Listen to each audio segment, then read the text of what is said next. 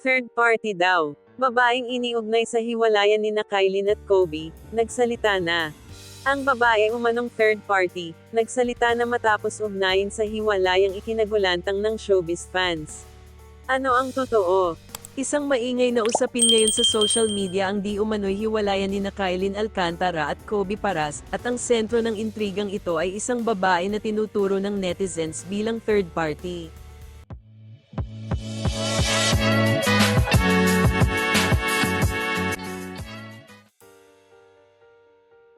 Nagsimula ang bulong-bulungan nang mapansin ng mga fans na biglang nawala ang couple photos ni Kylie at Kobe sa kanilang Instagram accounts, naiwan na lamang ang mga endorsement content, kaya't marami ang nagtaka, hiwalay na nga ba sila?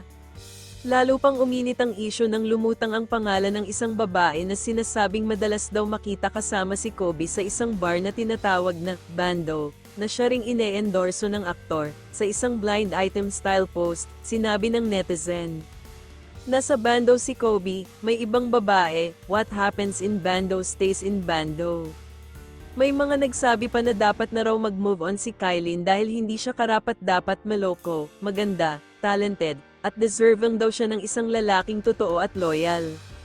Nagpakilala naman ang babaeng tinuturo bilang third party, nilinaw niyang wala umano siyang relasyon kay Kobe at hindi raw niya sinasadya na ma-follow ang aktor sa Instagram. Ayon sa kanya, hindi raw totoo ang mga haka-haka at gusto lamang niyang maging kaibigan ito.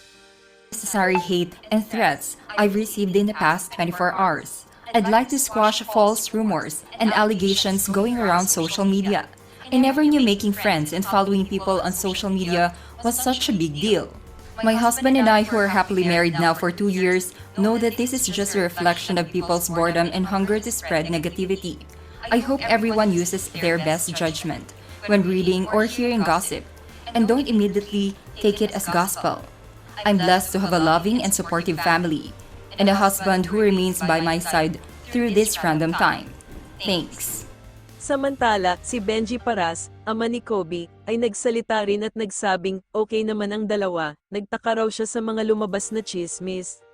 Nang tanungin kung bakit biglang binura ni Kobe ang mga couple pics nila ni Kylie, sagot lang niya, "Ewan ko sa kanila, magkakasama lang kami, inuman pa eh." Ngunit para sa fans, tila hindi sapat ang sagot, lalo't may mga nakakita raw mismo kay Kobe at sa di umano'y third party sa Bando, na tila sweet sa isa't isa. Ano sa tingin ninyo, totoo nga kaya ang third party issue, o gawa-gawa lang ng mga fans na masyadong invested sa love story ng #Koline?